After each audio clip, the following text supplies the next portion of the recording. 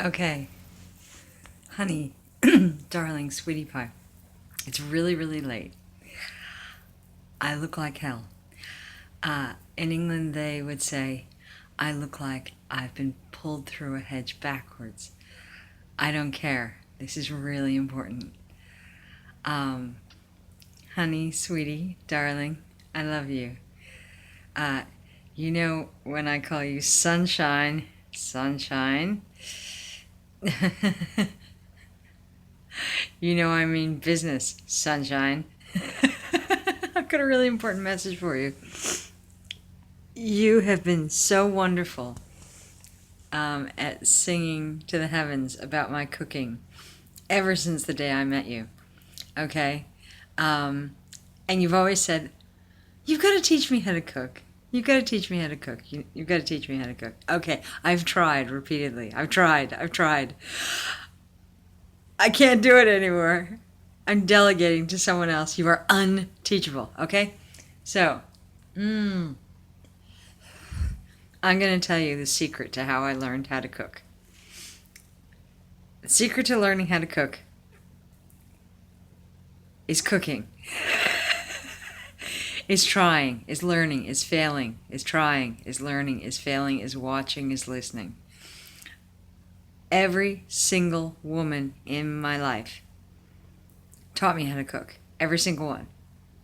I watched, I learned, I listened, I failed, I watched, I learned, I listened, I failed. I tried again. It's like, that's how you do it. You get in there, you screw up, you listen, you clean up, everything. Right? And you do it. And you do it repeatedly. You listen and you accept criticism. And I did it from the age of 3. I'm not 3 anymore. I'm 46, right? Every single woman and several men cooked with me, patiently, teaching me. Several men, okay? Every single woman. And several men, okay? So to credit them. Cooked for me. Okay? Cooked for me. With me. By my side. Often knew more than I did. Okay? So, kudos to Jason. Cooked every day for years.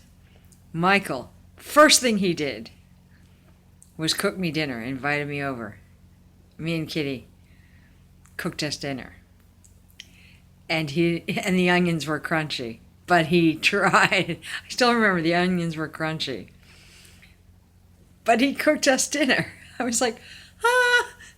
Then he came over to my house. Then he was on his hands and knees, polishing my hardwood floor lovingly. I was like, yeah, you're hired. Anyway, Mark was a trained chef.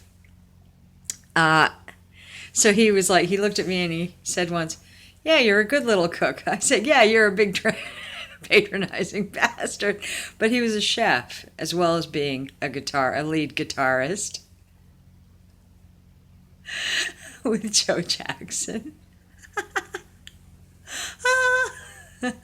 Clang. Anyway, and my student. Anyway, and Joel cooks with Camille every single day. Every single day. So I can't take any credit at all with teaching her how to cook. Really? And she knows everything about cooking. But he can do, and when they go out, she has grilled cheese and tomato, like every single time. He sent me pictures, like 16 pictures of her having, and said,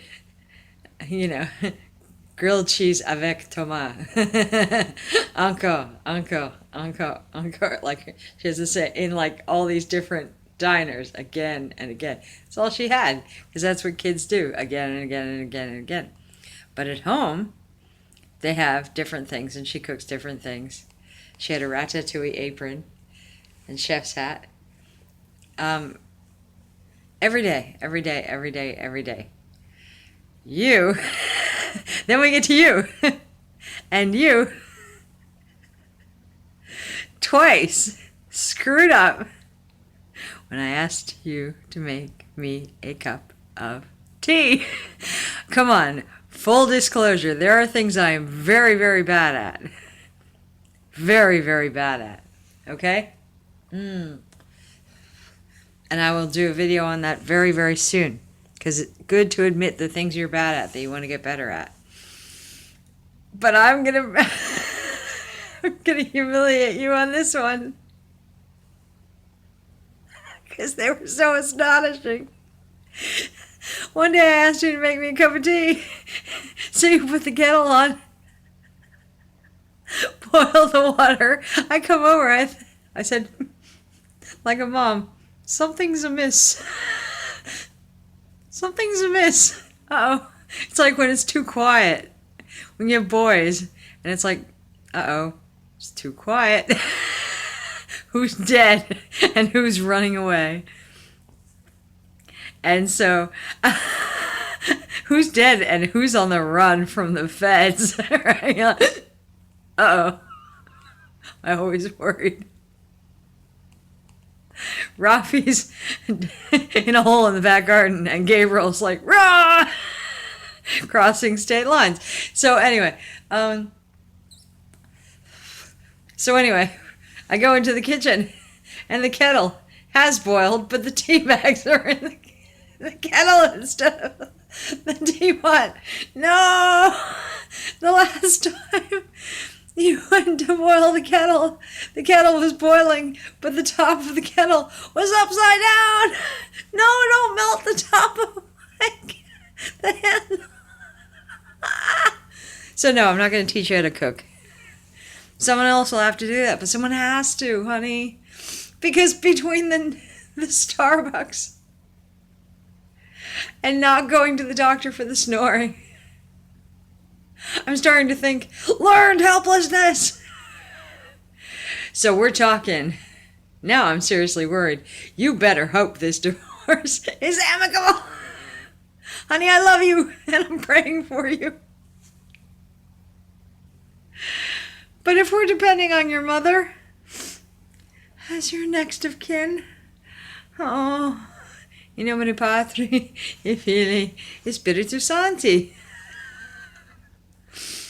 Because, if I'm not in charge, like I'm thinking, Coolidge House, honey. Coolidge House. Straight from your home into Coolidge House.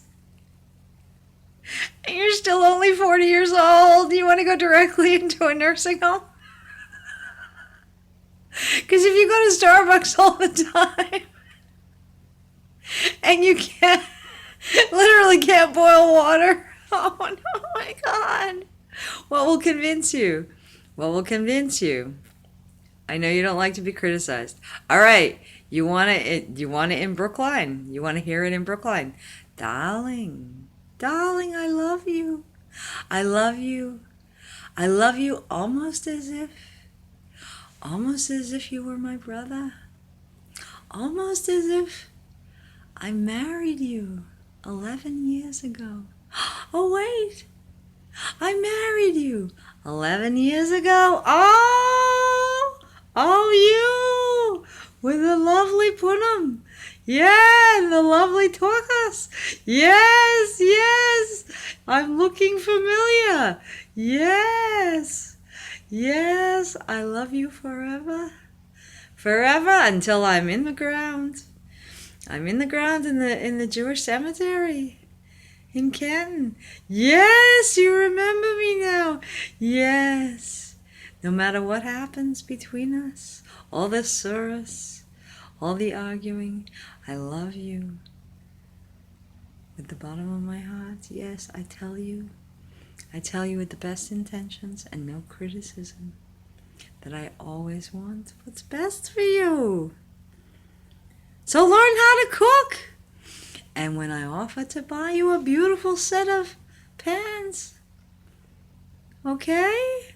You don't say, oh, don't. No, it's too much trouble. No, don't do it. No, it's not too much trouble. No, it's not too much trouble. You say, yes, darling, that would be lovely. Thank you. I will put them in my apartment.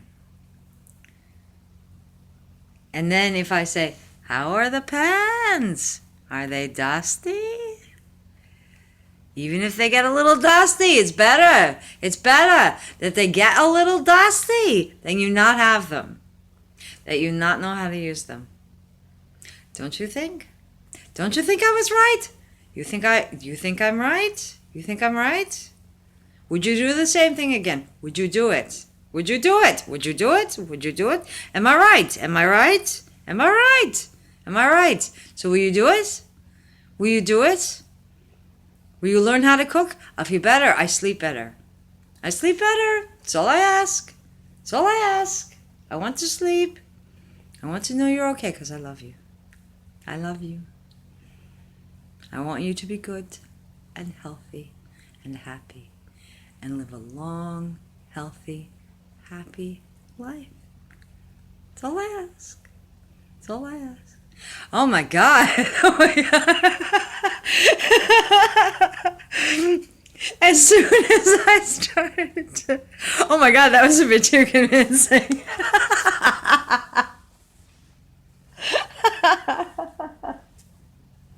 As soon as I started to see myself back at Bread and Circus, thinking, can you move on, lady? There are people behind you. Yeah, someone will carry your shopping to the car, lady. Can you just move on? Because there are people behind. That was a little too convincing. What? What's your problem? What? What's your problem? You're being anti-Semitic. No, I'm sorry, ma'am. There's a long line. No, there's no problem. No problem at all. No, I swear. No, it's fine. No, it's fine. My family's Jewish. It's fine. What, you're Jewish? What temple? What temple?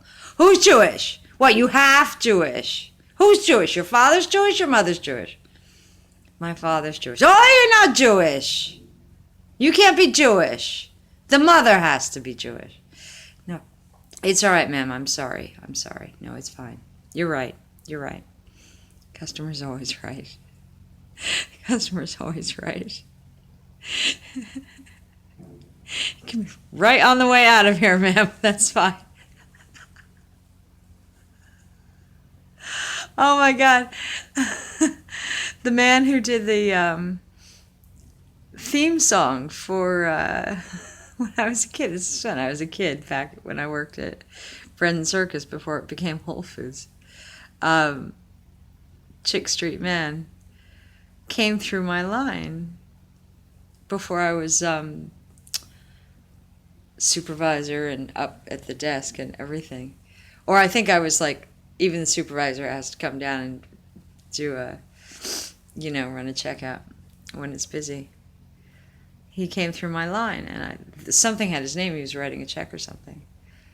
I said, oh my God, you're Chick Street Man. He said, you know who I am? I said, of course I do. You did the theme for Northern Exposure. I love that. I said, are you local? He said, yeah, no one knows who the hell I am. I said, well, I do. And I love your stuff. He said, do you want to go out sometime? I said, yeah. And then another time, this woman came through, and she was like picking at the food all the way around the store. And I said to my manager, she's picking at the food all the way around the store. And the manager said, special exception. I said, why? And she said, she's the owner of Cafe Budapest. And I said, and what? And she's the Queen of England? What? We don't do that sort of thing. She said, special exception. I said, why? She said, look at her left arm when she comes through the line. I said, okay. I looked at her left arm. She had tattooed numbers on her left arm. She was a Holocaust survivor. I was like, and I won't question her ever again. Then a man came through one day, and his check said, I don't know, Bruce Hathaway. And I said, "Oh, are you by any chance related to William Shakespeare and Anne Hathaway?" And he said, "Yes." End of conversation. I was like, okay.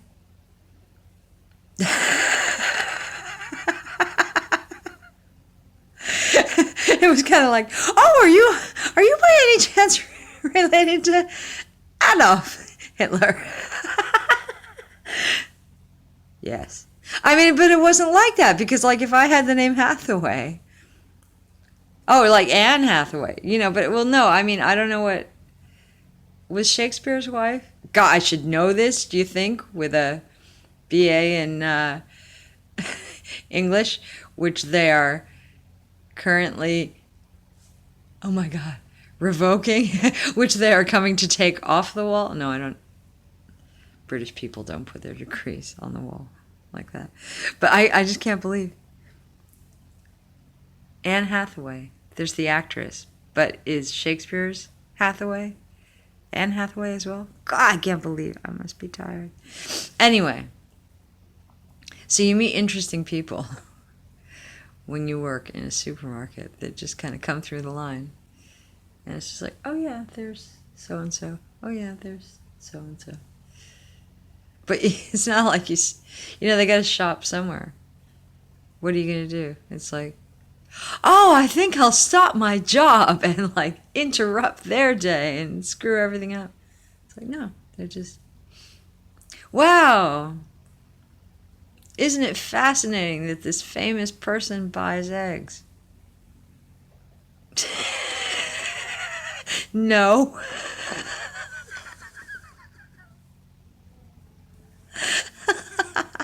Anyway, I don't know how I digressed. Darling, learn how to cook. Please. It's fun. You won't find it fun. If you thought it would be fun, you would have done it a long time ago. You like it when I cook.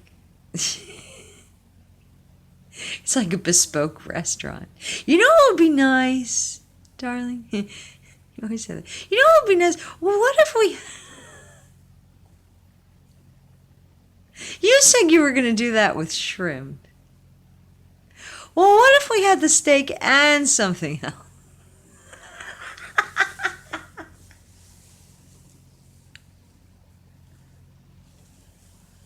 And I said I'd wait till you initiated the divorce.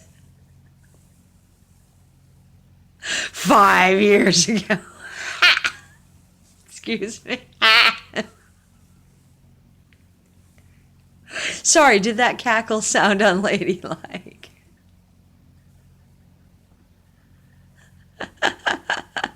No wonder Joel is like, do it! Do it now! Do it now!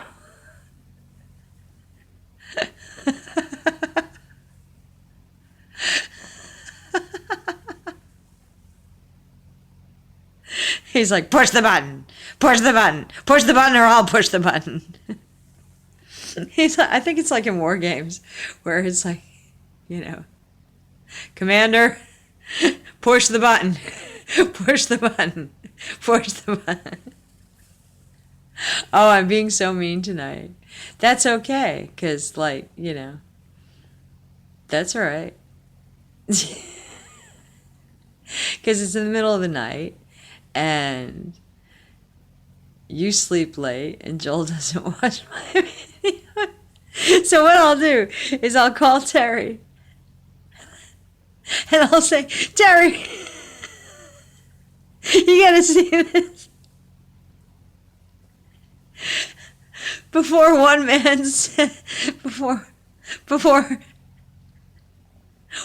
has a shit fit, and the other has a fit of hysterical laughter. Oh my God. Anyway, cook. It's fun. It's fun. Start with something easy. Oh, I don't like microwaved food. No, microwaves are good for certain things. They're really good for certain things. you know, because they're handy for like certain tasks.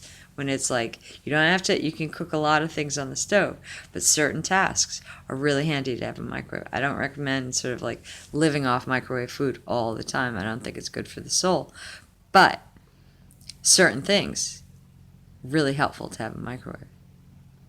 I think I'd go crazy without my microwave. Even things just like, oh, I cooked that perfect meal, and then just like went away, made a phone call, had a cigarette, went to the loo, and now my perfect meal is stone cold. Bollocks. Anyway, I love you. Sorry we ended a perfect day with it's so unusual for us to take a perfect day and then go I hate you. I never want to speak to you again. I never hate you, by the way. I never, ever, ever have hated you since the moment I set eyes on you. May 25th, 2006. When you walked into the Blum Center, and I went, ooh, hello. Please sit near me. Please sit near me. Please sit near me. Please sit near me. Thank you.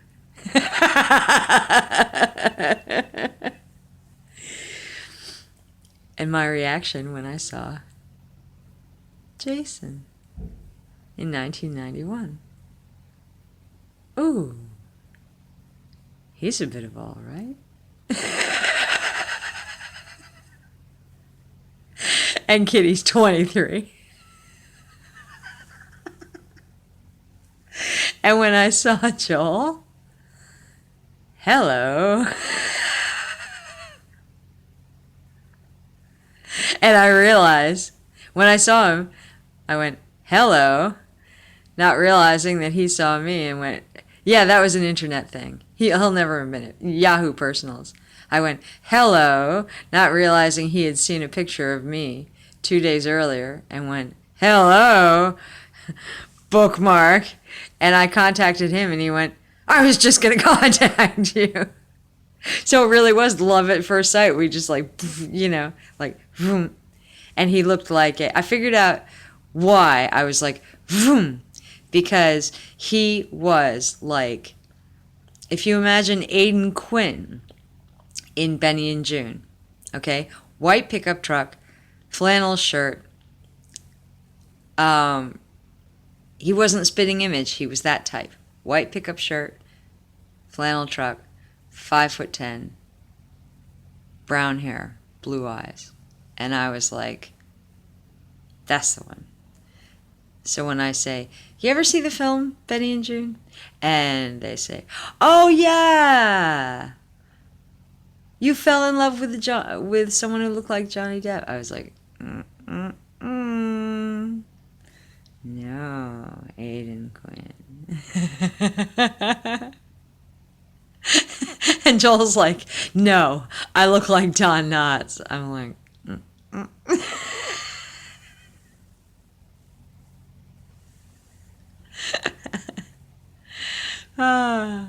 I seem to have this thing for men with chronically low self-esteem.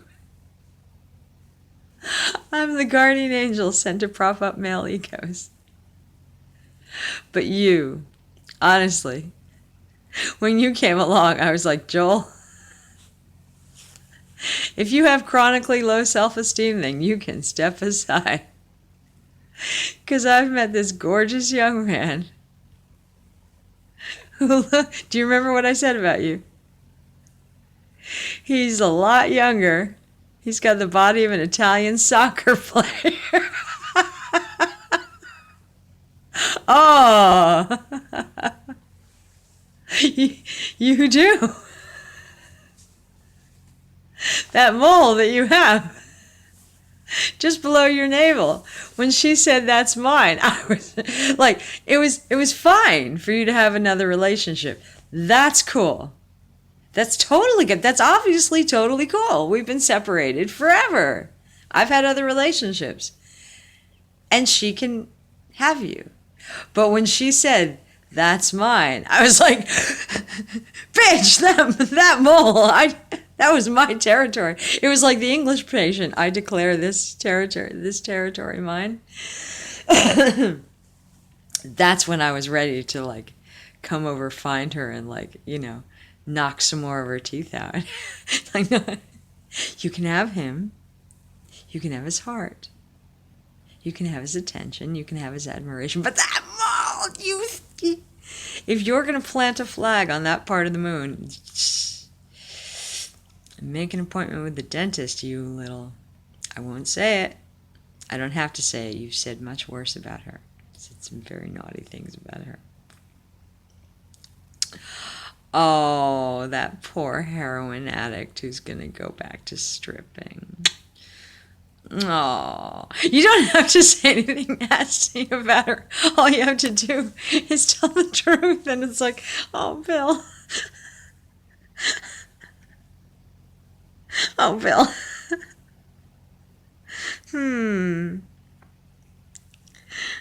Author with a master's degree. Heroin addict going back to stripping. Okay. Love is love is love is love is love. Oh my God, this is really long. Never mind. No one's going to look at it anyway. I love you, darling. You know, honey, all the bad choices that you've made just pale in comparison to the bad choices I've made. Most of the people that I know who've made really bad choices in their life are amateurs compared to me. Who do they think they are? Trying to make bad choices. Trying to look like screw-ups. Right? Trying to look like rebels, like wild children. As you described me earlier tonight when we were talking about... Oh, yeah, I remember what we were talking about. Yeah, I'm not going to talk about that here. Yeah, we'll save that for later. You know what we were talking about. Yeah. Yeah. Yeah. Well, it was a different time then. Different time, different place. Different era. The summer of love. I'm a lot older than I look. When people say, how old are you? And I say, guess. And I say, and you cannot insult me. And they say, 30-something or whatever. I've started like carding guys when they hit on me. No, I can see some ID. I don't want any legal trouble. After I had, that guy hit on me and say, can I take you out in February to celebrate my birthday? And I was like, which birthday? My 21st. Ew. No, but we can be friends. We are still friends, but like, thankfully he's found someone age appropriate. But in any case, it's like, no, you can't insult me. So I said older. And finally I was like, no, higher, lower, higher, lower. And finally I was like, seriously. And finally I was like, I'm a well-preserved 58. No. And so I started sliding around the scale so much they wouldn't believe anything I said. Oh. Well, I don't know. I'm surprised I had this much memory on here. But who cares? Who cares? It's not like I'm taking... Let me try that again with my teeth in. It's not like it's taking up film or anything. I miss film. As a photographer, I miss film, the feel of film. I know it was gelatin, so it was killing animals, but not that I eat hamburgers, but some people are bothered by that. Just miss the feel of film, celluloid, that kind of thing. I miss paper. Not that I want to cut down trees, but sometimes I miss paper and ink being, important. Phones, regular phones. Not that I want to go back there, but it's just, And it's cool that my mom's book is, she's been dead since the 80s, and her book is like popping up in like Philippines and like all over the Far East. They're finding digital copies of it.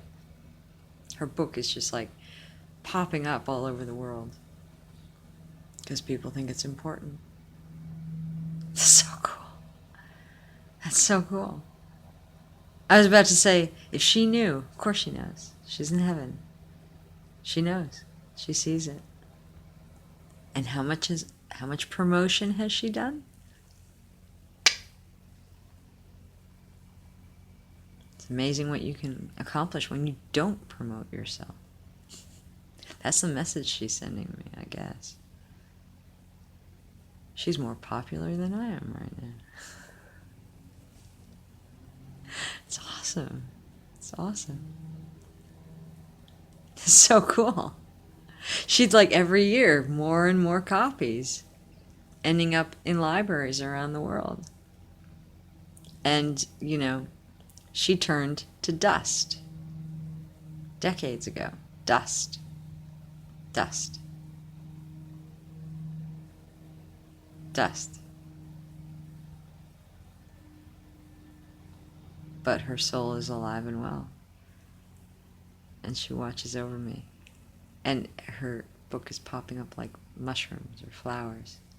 Boom, boom, boom, boom, boom. All over the world.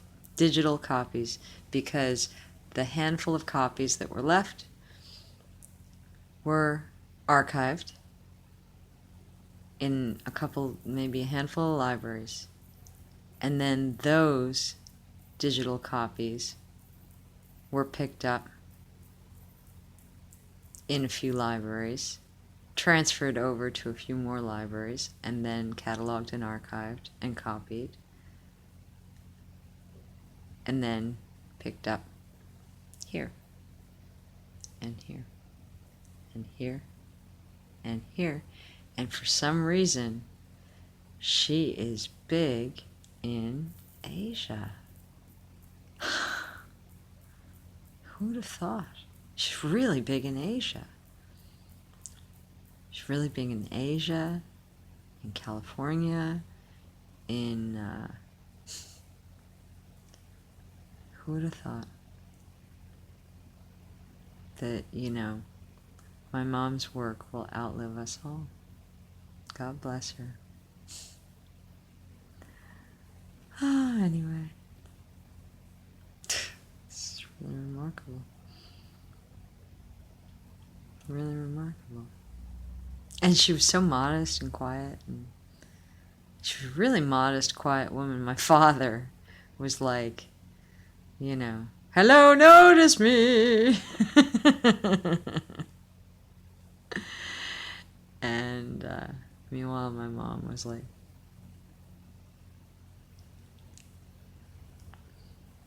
slightly, well, I don't know, she was remembered in the family. My mom, it was a sort of big farming family in upstate New York. And my mom was always the one who wanted to sort of get out and get the dust of the farm off her feet and move to a more elegant way of life. And they were in Virginia, and they met at Colonial Williamsburg. I mean, most of my family, I found out, I researched it on Ancestry.com. And, I don't know if I ever told you all the stuff that I found out, but like when I researched it, because I thought I was a little bit Southern, and then I researched it. I'm a lot more Southern than I thought. I was like, whoa, everyone's from the South. And so they're all from, like, on both sides, they're all from Virginia. For the most part. Which some people say isn't real South. Which is when the claws come out. What do you mean not the real South? South of the Mason-Dixon. Which is very gentle about it.